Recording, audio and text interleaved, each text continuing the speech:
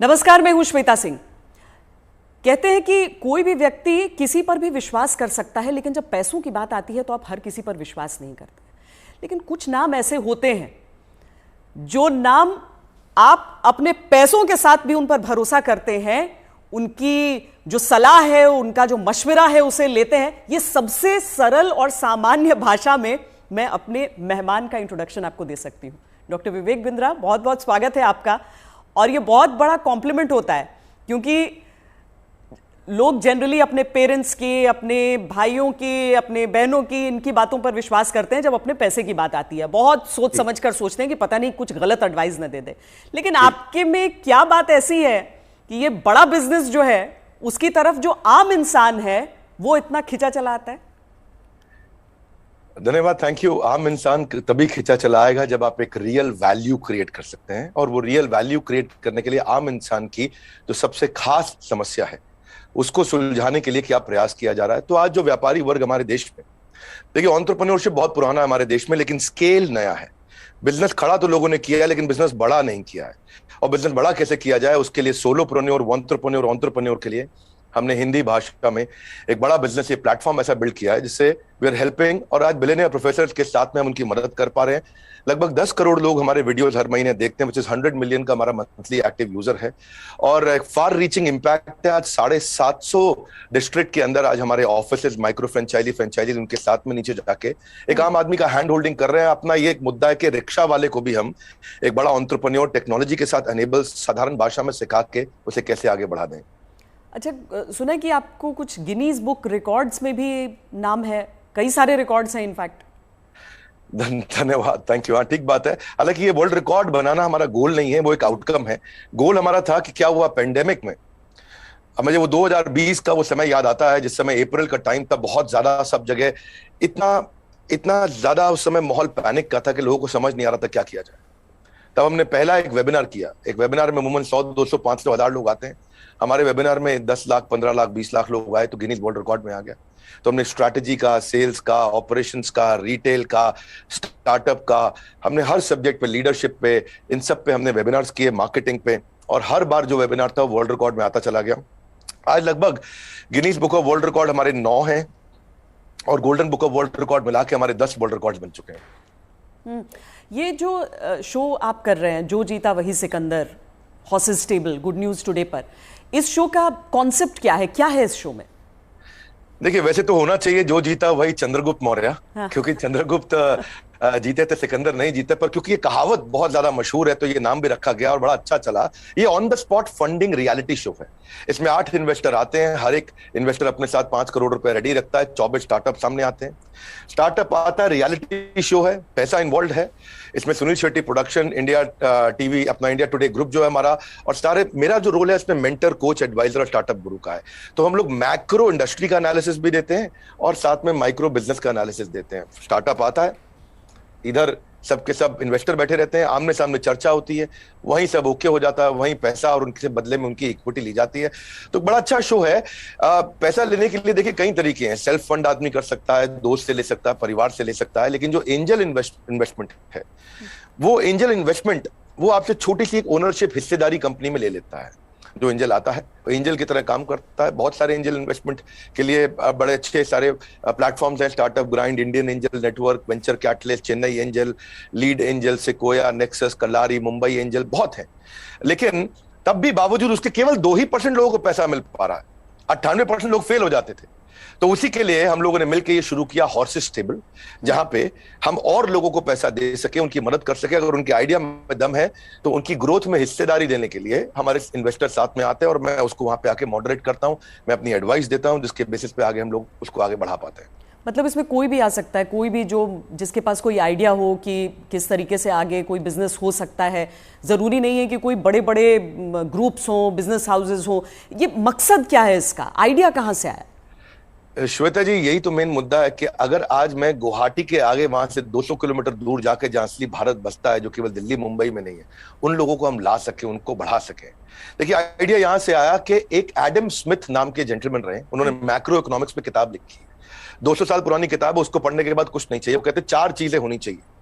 एक जिस देश की पॉपुलेशन बढ़ रही है वहां बिजनेस अच्छा होगा, जहां टेंडेंसी टू कंज्यूम है, हमारे देश में स्वतंत्रता बहुत है, कुछ भी कंज्यूम कर सकते हैं, हमारा देश चाइना की तरह नहीं है। तीसरा, जहां एंटरप्रेन्योर बहुत है, और चौथा जहां इनोवेशन है। तो चारों लिहाज से 4 में से 3.5 नंबर इंडिया को दिए जाते हैं। इंडिया में एंटरप्रेन्योरशिप बहुत तेजी से बढ़ रहा है। तो हमारे को, आपने पूछा आइडिया कहां से आया, आइडिया यहां से आया कि गड्ढा ढूंढने का एक ट्रेनिंग दिया जा रहा है, इसके द्वारा लोगों को इंस्पायर किया जा रहा है कि कैसे एक स्टार्टअप आए, क्या वो कस्टमर का टाइम बचा रहा है तो उसको पैसा मिल सकता है, हाँ भाई बड़ा अच्छा कर रहे हो आप, क्या वो कस्टमर का एफर्ट बचा रहा है, क्या वो कस्टमर का कोई कंफ्यूजन घटा रहा है, क्या वो कस्टमर के लिए सामान सस्ता लेके आ रहा है, क्या वो कस्टमर की प्रायोरिटी पे उसको फोकस करा रहा है, क्या वो कस्टमर को बढ़िया स्किल सर्विस, क्या वो कस्टमर को कोई वेंडर आइडेंटिफाई करके दे रहा है, क्या कस्टमर के लिए कोई कन्वीनियंस क्रिएट कर रहा है।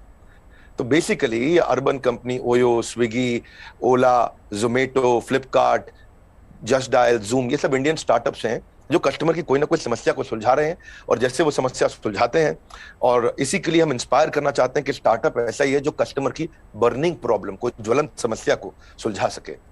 पर इसके आगे क्या होगा? मतलब अगर कोई इंसान है, जैसे मान लीजिए मेरे पास ही कोई आइडिया है, तो मुझे तो बिजनेस चलाने के बारे में मालूम नहीं है, फंडिंग अगर मान लीजिए मुझे मिल भी जाती है यहाँ पर, तो आगे क्या बिजनेस चलाने में मदद भी मिलेगी? बहुत अच्छा प्रश्न है आपका। देखो, जब इन्वेस्टर आता है ना, तो वो स्मार्ट कैपिटल लेके आता है, केवल पैसा नहीं लाता है, वो एक हैंड होल्डिंग सपोर्ट लेके आता है। बड़ा बिजनेस साथ में, हमारी कंपनी भी आ रही है तो हम उनको लाइफ टाइम मेंबरशिप देते हैं, ट्रेनिंग देते हैं। देखिए, जब इन्वेस्टर आता है तो वो स्टार्टअप को मेंटरशिप देता है, एडवाइस देता है, रिसोर्सेज देता है। तो इसीलिए ये जो हॉर्सेस टेबल है, जो हमारे आज यूट्यूब चैनल पे आ रहा है, जीएनटी पे आ रहा है, गुड न्यूज टुडे, और अच्छा नेटवर्क आपने चालू किया है, तो ये हम यहाँ पे इन्वेस्टर एक स्टार्टअप को आगे जाके और फंड रेज करने में मदद करता है कि सीरीज ऑफ इन्वेस्टमेंट पिचेस डाल सके। हर स्टेज पे उसके साथ इन्वॉल्व होता है। एक आइडिया स्टेज से रेवेन्यू जनरेटिंग स्टेज तक इन्वेस्टर साथ में जुड़ता है। कई बार तो इन्वेस्टर अपना फ्री ऑफिस स्पेस भी देता है। अगर आपकी कंपनी छोटी है, आप हमारे ऑफिस से आकर शुरू कर सकते हो। उनको डिजिटल मार्केटिंग सपोर्ट देता है, टेक्नोलॉजी बनाने में, मैन पावर लाने में। तो ऐसा नहीं, इतना ही नहीं है, बल्कि मैं आपसे ये भी बताऊंगा कि फंड का इस्तेमाल कैसे हो रहा है, इस पर भी स्टार्टअप आकर के स्टार्टअप के ऊपर इन्वेस्टर नजर रखता है।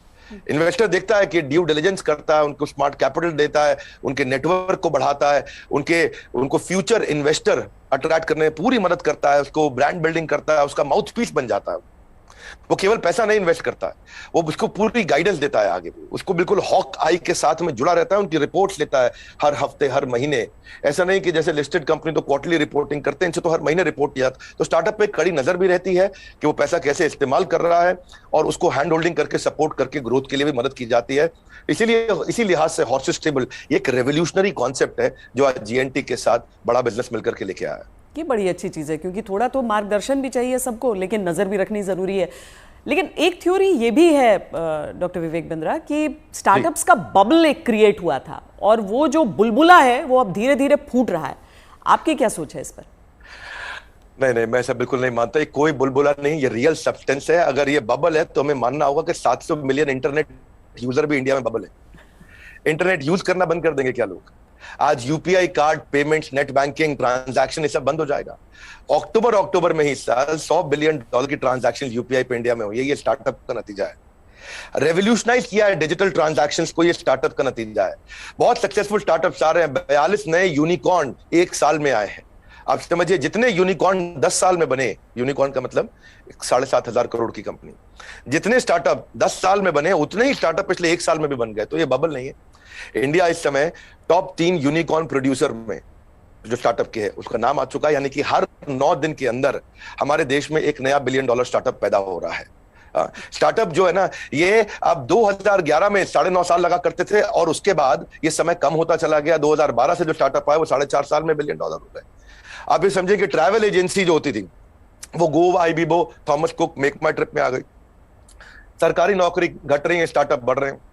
पेपर अब डिजिटल हो गया है, किताबें किंडल में मूव कर गई हैं, बिजली अब सोलर होती जा रही है, रिटेलर अब अमेजॉन, फ्लिपकार्ट और रिलायंस पे मूव कर गया है, गाड़ियां ड्राइवरलेस हो रही हैं, ब्लॉकबस्टर सीडी को खत्म करके यूट्यूब, अमेजॉन प्राइम, नेटफ्लिक्स आ गया है, सेल फोन के बिल अब घट रहे हैं, इंटरनेट के बिल बढ़ रहे हैं, गाड़ियों की सेल घट रही है, ओला उबर बढ़ रहा है, रेस्टोरेंट शटडाउन हो रहे हैं, ऑनलाइन फूड डिलीवरी बढ़ रहा है। आज बच्चों को जो है ऑनलाइन स्टडीज उनकी बढ़ गई है, प्राइवेट कोचिंग घटती जा रही है। इसका मतलब क्या है? जो स्टार्टअप है ना, वो एक रेवोल्यूशन है।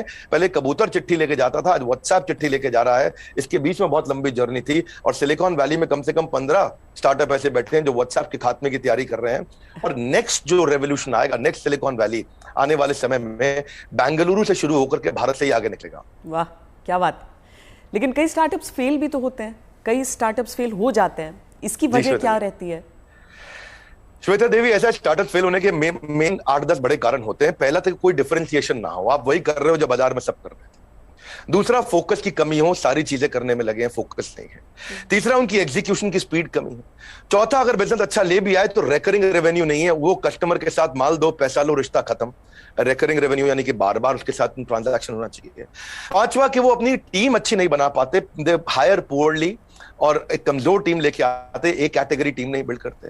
वो कुछ ऐसा बना बैठते हैं, गलती से एक और गलती एक करते हैं कि वो जो मेरे को अच्छा लग रहा पर कस्टमर को उसकी जरूरत नहीं, यानी कि कस्टमर अनफ्रेंडली प्रोडक्ट बना देते हैं, कस्टमर का फीडबैक नहीं लेके आ पाते हैं, पैशन नहीं होता है, प्रॉफिट के चक्कर में चले गए लेकिन पैशन नहीं है। ये बड़ा जरूरी है। आंसर बड़ा महत्वपूर्ण है। जो आज व्यूअर देख रहे हैं उनको ये समझना चाहिए कि अगर बिजनेस मॉडल और रेवेन्यू मॉडल कमजोर है, प्री मैच्योर स्केल किया, बिजनेस खड़ा हुआ नहीं, बड़ा करने पहले निकल गए, बिना टेक्नोलॉजी के स्केल किया और उसके चक्कर में फिर आपने कर्जा भी ले लिया, तो फिर जो है वो एग्जीक्यूशन और स्लो होगा, प्रॉफिट और कैश फ्लो खत्म होगा और फिर कैश बर्नआउट के बाद आप फंड भी रेज नहीं करेंगे। यही मुख्य कारण होते हैं कि स्टार्टअप फेल होते हैं। तो पहले बिजनेस को खड़ा करना है, बाद में बिजनेस को बड़ा करना है। क्या हम समझे कि एक स्टार्टअप कल्चर है अब और ये डेवलप हो रहा है, और ऐसे में भविष्य से आपकी क्या उम्मीदें हो जाती हैं?